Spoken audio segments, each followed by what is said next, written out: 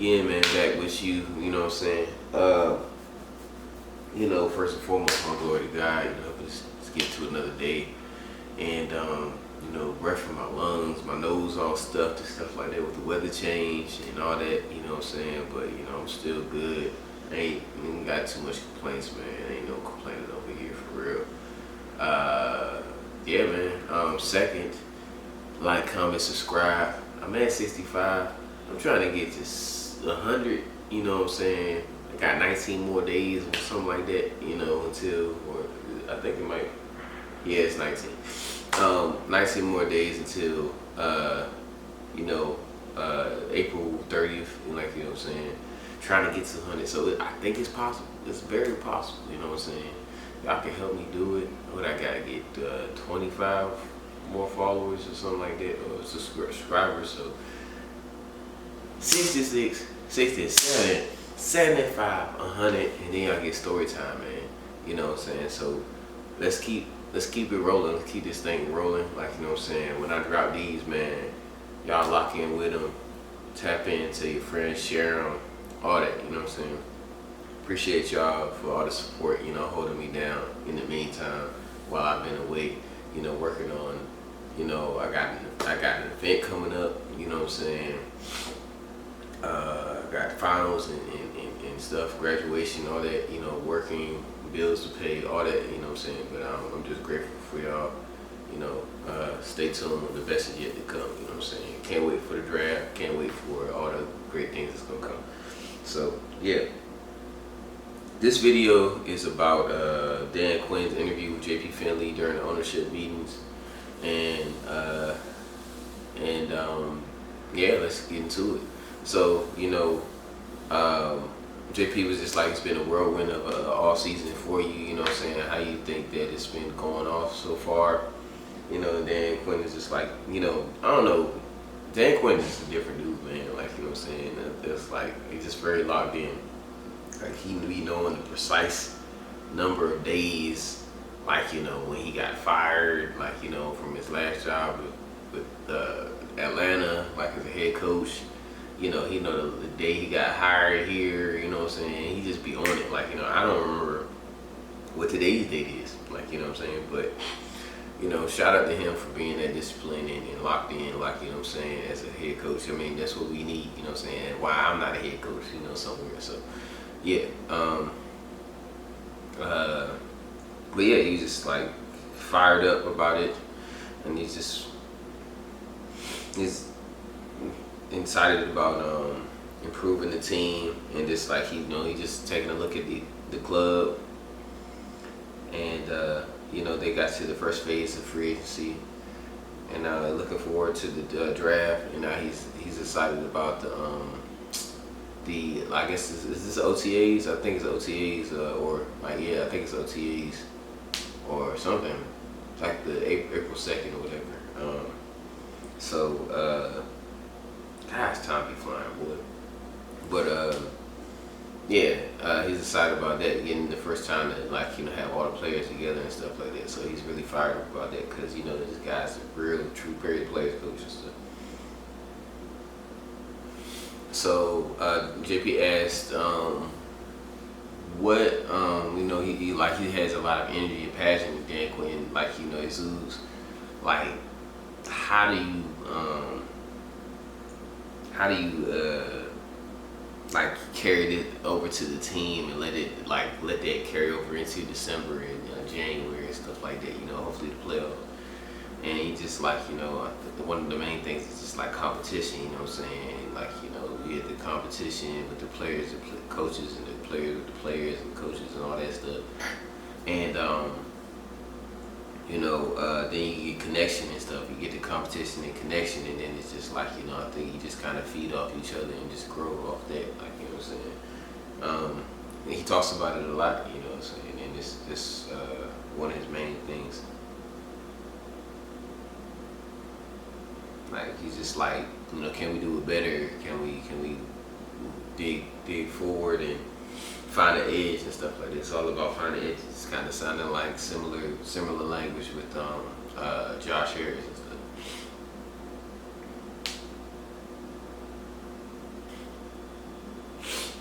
So then he asked them, of course, like, with this recalibration, it's been a lot of like overhauls to the roster and stuff like that.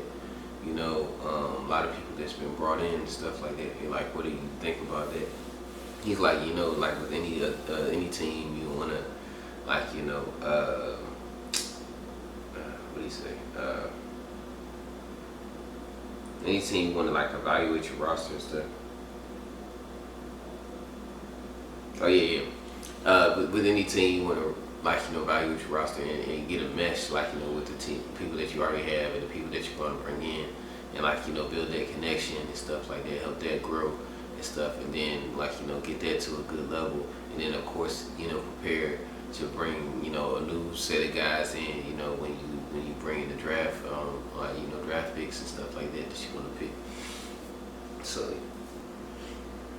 like he was asking about like the pro days because they went to all the pro days of the top quarterbacks and stuff like that.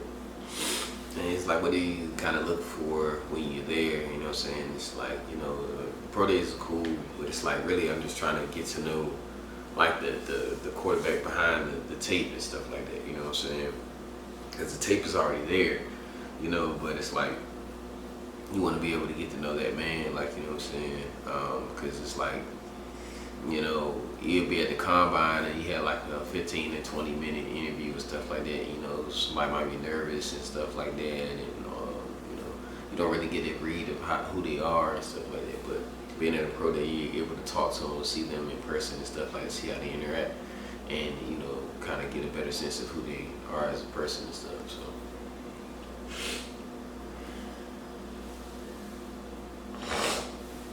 So they JP asked about like the evolution of the QB position and stuff like that, and he's like, the QB position has evolved a lot since he first came into the league. You know what I'm saying? It's a lot more space and it's a lot more movement and stuff like that, and it's like a lot of like plays out of shotgun and different motions, different things like that. And he's like it's going to change even like 20 years down the line, like, what I'm saying, when they talk about it again, what I'm saying, it's like the mobile quarterback is becoming more important, more prevalent than ever, what I'm saying, it's like it's gonna be times when like they're gonna like scramble and stuff like that and get out the pocket and stuff. So it's just important to see how like it's interesting to see how it has evolved and like how more people are moving toward that. Like it's evolved from the high school game to the college to the pros and stuff like that. So it's like it's a different position now, like how it used to be. So then they talked about like the importance of the mobility of a quarterback. What I'm saying, and then it was just like it's like when. Like, when a quarterback like kind of breaks out the pocket and starts to like, the play breaks down, that's when the second play kind of starts. Like, like it's kind of, he coined it that, like, it's kind of one of the first times I heard that, but it's like, it makes sense. Like, it's a different play. The whole play changes, in a sense, like, what I'm saying? And, it's like a lot to account for, what I'm saying?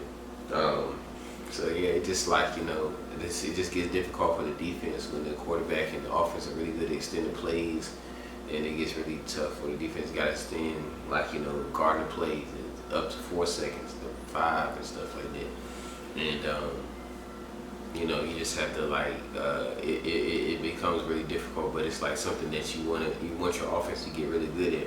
You just like that's just a major piece of mobile quarterback and stuff.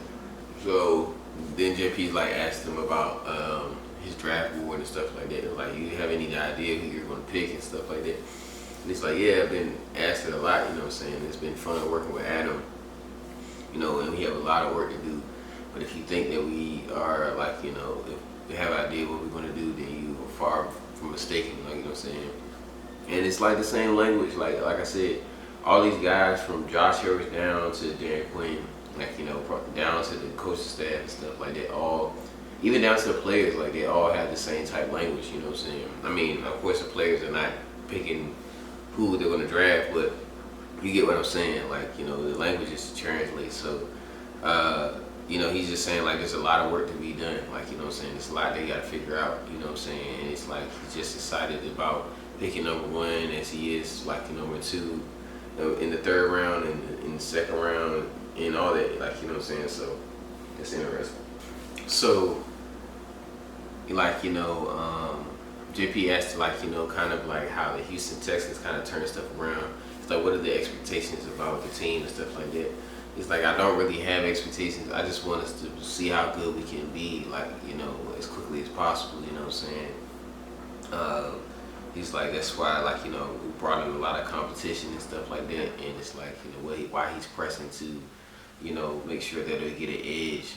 You know what I'm saying? And whatever they do, like, you know what I'm saying? He's like, he's only been here for 50 days, but he's like, he hopes in those 50 days that he's done something to, like, you know, help, like, you know, push the team forward, like, you know, whether it's on the field or off the field or whatever, like, you know what I'm saying? Just want to have the edge and just be as good as possible, as quick as possible, you know?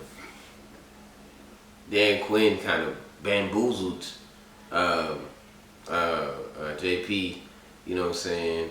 He was like,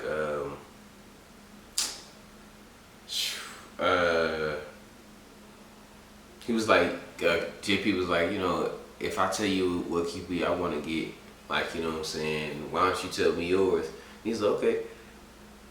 Wait, no. So he was like, you know, what QB you want to get? And then Dan Quinn was like, tell me what QB you want, and then I'll tell you mine and stuff like that. And then, you know, JP's like, I like Jaden. And, you know, Dan Quinn's like, you know, I'm not going to tell you mine. Like, come on, man.